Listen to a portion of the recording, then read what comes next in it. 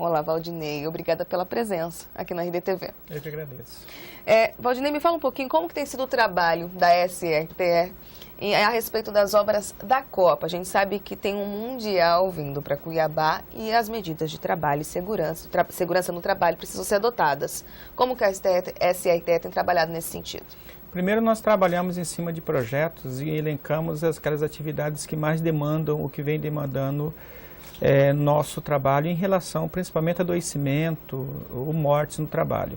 A construção civil é uma delas e na Copa do Mundo isso foi intensificado. Há um grupo nacional acompanhando todas as grandes obras, não só a Copa do Mundo, mas as grandes obras do PAC, por exemplo, das grandes construções. E aqui, especificamente em Mato Grosso, nós acompanhamos as obras de mobilidade e as obras da Arena Pantanal mais de perto, em momentos específicos, porque cada etapa exige um direcionamento. E temos feito todas as fiscalizações. Na obra de mobilidade, a última grande operação foi em março, resultou em vários embargos de interdição por risco de queda ou risco de morte aos trabalhadores na obra de mobilidade. Nós precisamos adequar várias situações, fizemos o grande trabalho de chamar todas as grandes empresas, relatar os pequenos problemas ou os grandes problemas, elencando cada ponto de melhoria. E agora na Arena Pantanal, a mesma linha, nós tivemos uma necessidade de pedir embargo parcial dela em virtude nas áreas de arquibancada, não representa toda a obra ainda está andando.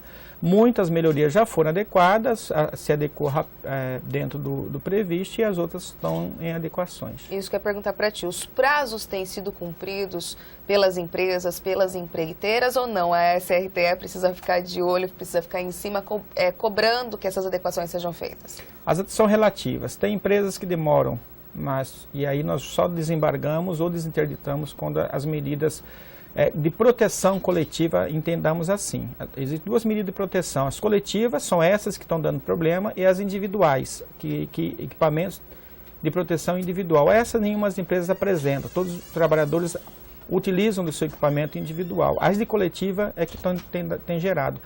E esse é um tempo de cada empresa, né? Existe situações que infelizmente demandam um tempo de adequação mesmo, que exige comprar novos equipamentos, adequar os equipamentos à situação. E outros são mais rápidos e aí depende de cada interdição e de cada embargo para ele voltar a ser liberado. Para o rápido andamento das obras, muitas pessoas cobram que mais trabalhadores estejam nas obras da Copa para ver se consegue agilizar o andamento desses projetos. No entanto, há uma legislação trabalhista que deve ser respeitada. Como a SRTE tem trabalhado nesse sentido? Tem impedido que a Secopa busque as empreiteiras para buscar novos trabalhadores no período noturno, principalmente, ou não? Tem dado somente a orientação? Nós orientamos, são duas coisas bem tranquilas de se ver. A primeira é que existe um cronograma de atividade previsto quando essas obras foram contratadas, né? E aí cabe à fiscalização, quem contratou, fiscalizar se eles estão sendo cumpridos, porque tudo se planejou para entregar dentro de um prazo. Os atrasos não são decorrentes em decorrência em muitas partes da mão de obra, porque o turno de mão de obra ela pode ser turno ininterrupto. Nós falamos de turno de 24 horas totalmente de obras trabalhando, pode. Mas desde que cada turno se respeite a jornada de cada trabalhador. A jornada é de 8 horas, podendo ser mais 2 de horas extras. O que não pode é manter o mesmo trabalhador 18, 16 horas trabalhando.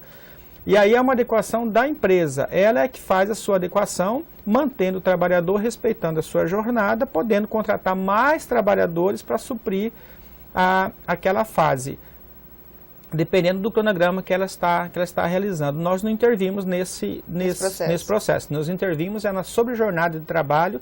Se estiver acarretando uma sobrejornada, nós intervimos, é proibido, a Constituição Federal não permite, e além do mais, os piores acidentes acontecem quando eles estão trabalhando na sobrejornada. Por meio do chat, o Linha Dura parabeniza o trabalho do senhor enquanto superintendente. Além da questão da Copa, vamos falar de outras ações também da Superintendência Regional, a exemplo do trabalho escravo. Mato Grosso ainda configura um dos estados com maior índice desse registro de não trabalho, de mau trabalho. Como que a Superintendência tem agido nessas questões? O trabalho escravo ainda é uma realidade do Brasil, a realidade de Mato Grosso. Nós temos feito realizações fiscais a campo.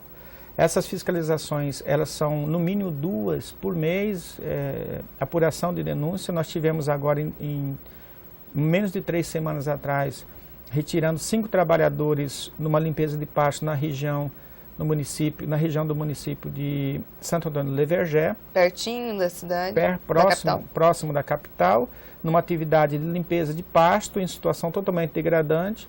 Se apurou, retirou e resgatamos esses trabalhadores, 5 trabalhadores dessa situação.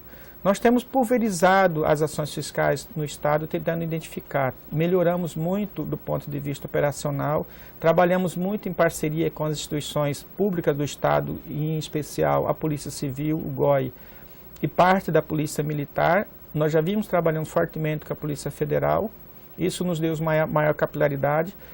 Nós temos conseguido fazer as operações a tempo de retirar e alcançar. Agora, o que é importante é que as operações de combate ao trabalho escravo têm também sendo apropriado por outras instituições de grande importância. Nós tivemos agora um trabalho escravo, sendo encontrado trabalho escravo na exploração sexual, sendo encontrado pela Polícia Civil. Um delegado apurou, conseguiu proceder todos o trabalho de apreensão e de retirada e de liberdade dessas meninas que estavam sendo prostituídas e sendo escravizadas para fins de comércio do sexo. Isso é importante que essa disseminação no estado do Mato Grosso aconteça, isso graças a vários cursos e vários encontros entre essas instituições. A SRTE possui estrutura suficiente para conseguir ir a campo e buscar e combater trabalho escravo e também trabalho infantil ou trabalho sexual, ou ainda falta mais investimentos?